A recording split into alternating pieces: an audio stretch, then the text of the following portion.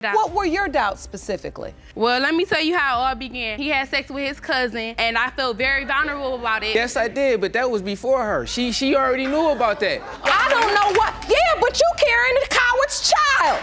You have said it 4,000 times in open court. That's your husband. He is my husband. This is all you get. Even if I do say something. You can say I'm lying or whatever. I can tell my brother right here. Can't lie about that. I said 2 tickets for you and Carly. Alleged to call. She never called me, period. Straight to hell with these lies. I won't be going alone. This is the case of Nesbitt versus Henderson. The judge opens the session, setting the stage for a heated dispute over paternity involving affairs and a convoluted family dynamic. Buckle up, because this roller coaster is just getting started. Good morning, Your Honor. Good morning. This is the case of Nesbitt versus Henderson. Thank you, Jerome. Good day, everyone. Ms. Nesbitt, you are suing to prove to Mr. Henderson that the father of your 7-month-old daughter, Zion. Yes, Your Honor. You say that when the results prove you right, you expect Mr. Henderson to step up. Yes, Your Honor. The plot thickens early on. Mr. Henderson accuses Ms. Nesbitt of cheating with her neighbor during the conception period. He expresses doubt about being the biological father of the child, Zion. Just wait, the next curve in this saga is a doozy. Mr. Henderson, you claim your case is simple. You say Ms. Nesbitt cheated on you with her neighbor during the window of conception, is Zion's biological father. Yes, Your Honor. So, Ms. Nesbitt, what has Mr. Henderson done so far for Zion? Well, he bought her diapers, that's about it. He doesn't do anything for my child. You won't believe what's coming out now. Mr. Henderson shares his emotional turmoil and resentment, revealing his ongoing care for another child he knows is not his, while doubting his paternity of Zion. Brace yourself. What's around the corner will knock your socks off. I came into this baby's life and already knew he wasn't mine, but I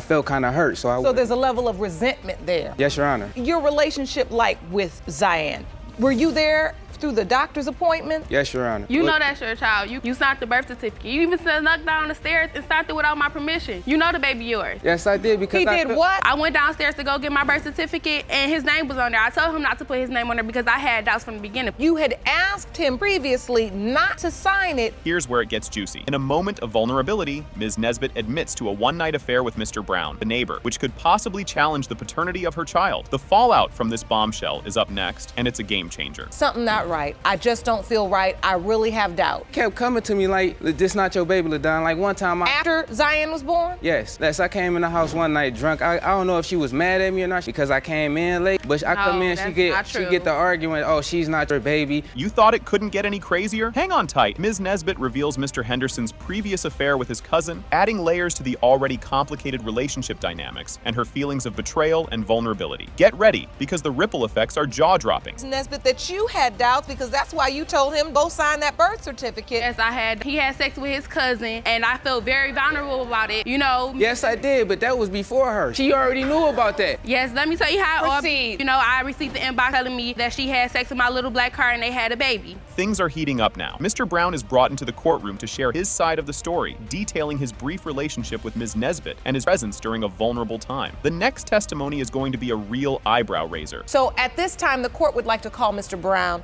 Jerome, would you please escort Mr. Brown into the courtroom? I'd like to hear from him.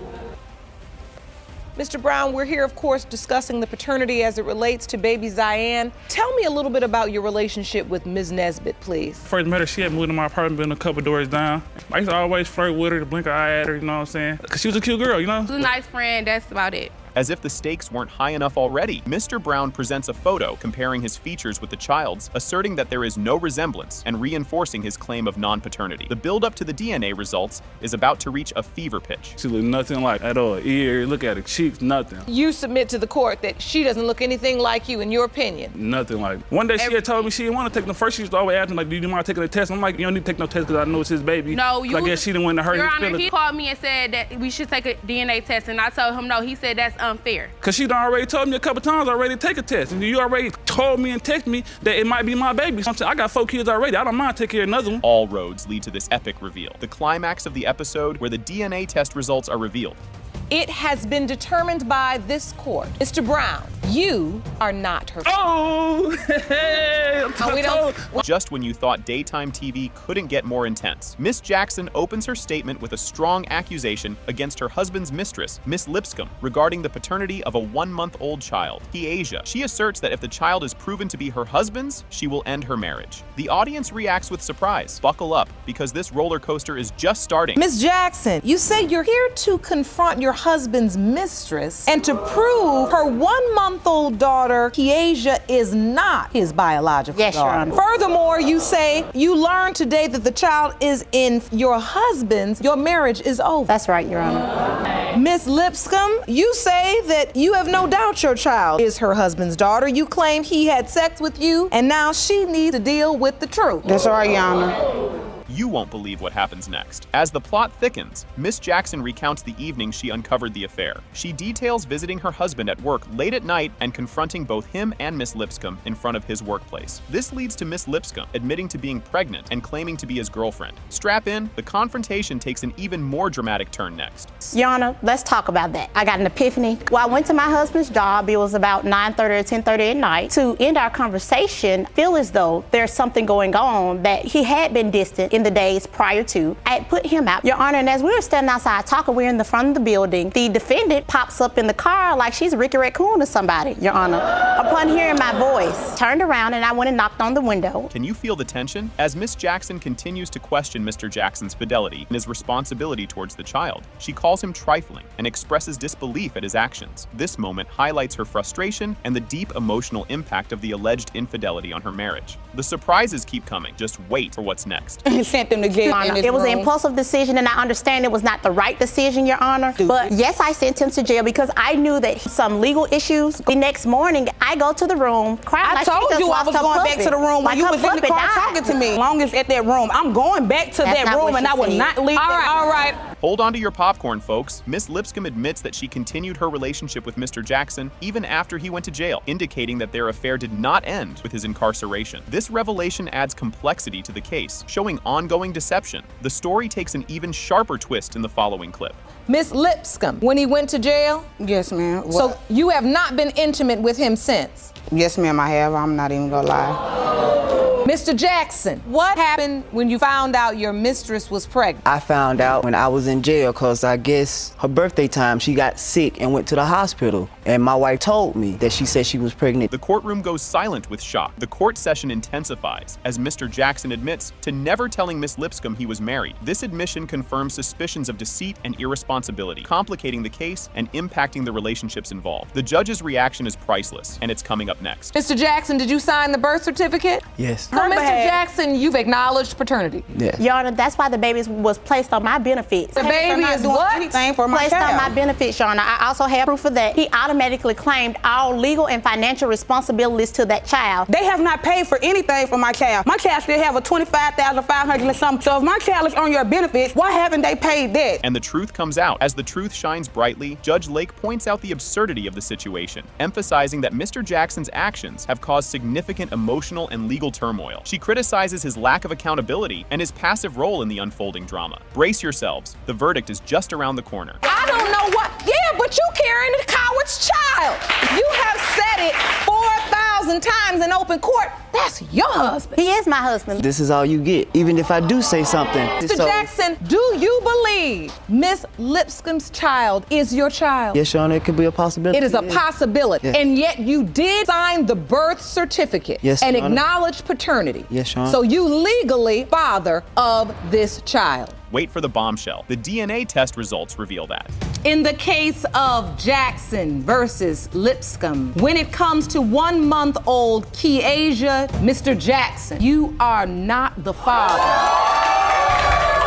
Here we go. The judge greets Jerome with a nod, setting the stage for what's about to unfold. Ms. Rubin takes the spotlight, detailing their reason for being there. They're accusing Mr. Davis of shirking his paternal duties due to greed, which has thrown their family into turmoil. Mr. Davis counters, defending his character and voicing his concerns for the Rubin family's situation, suggesting there's more to the story than meets the eye. Buckle up, the ride's just starting. Ms. Rubin, you and your sister are here today because you say that the defendant, Mr. Davis, the man you've always been told was your dad, is now stating that he is not your biological father. His actions are motivated by he has torn your family apart. Grab your popcorn, things are getting juicy. Ms. Rubin dives deep, questioning Mr. Davis about his ongoing denial of paternity, a stance he stubbornly maintains. She recounts feeling left out during family moments, where a Christmas filled with gifts for others underscored her feelings of exclusion and neglect, painting a vivid picture of disparity. Hang tight, the emotional roller coaster is picking up speed. Ms. Rubin, when did the defendant start denying? I just feel like he never treated me fair with my my brother and sister, he will bring things around like one Christmas, he bring a whole bunch of toys around, get them. Never brought me anything, always treated me differently. He never showed no love towards me. His love when he was just giving all his love to both of them. Well, this just took a turn. Mr. Davis drops a bombshell by admitting he did indeed treat Ms. Rubin differently, blaming his distrust on her mother's alleged infidelity, which ignites a fiery rebuttal. The judge steps in, hammering down order with a gavel, demanding silence to make sense of the accusations flying around. Keep your eyes peeled. The plot thickens. Mr. Davis, is this true? Yes, it is. Tell you why, Your Honor. Yes, please. The reason why I treated Cheryl the way I treated her, because her mother slept around. You was a liar. Your mother did sleep. Okay, first one of you all was in there when it started, okay? She had 3 kids before I met her. Okay, she had don't mean she slept around, I did a grand total of 13. Didn't see that coming. Mr. Davis gets into the nitty-gritty of his doubts surrounding paternity due to his former partner's supposed infidelity, affecting his relationship with all his children. The judge interrogates the logic behind his selective acknowledgement, pointing out how such inconsistency has caused significant emotional damage, especially to Ms. Rubin. You'll want to stay tuned. Sparks are about to fly. Mr. Davis, you believe their mother had slept around in a relationship at the time, to then doubt whether or not you were her father in particular. Not necessarily her. Did you express this concern? No, I didn't express it to her. You just always kept it to yourself? I kept it to myself. You ever were in all of their lives as a father? Were you ever just there? Were you talking to me? I was talking to you. Then shut up. Now you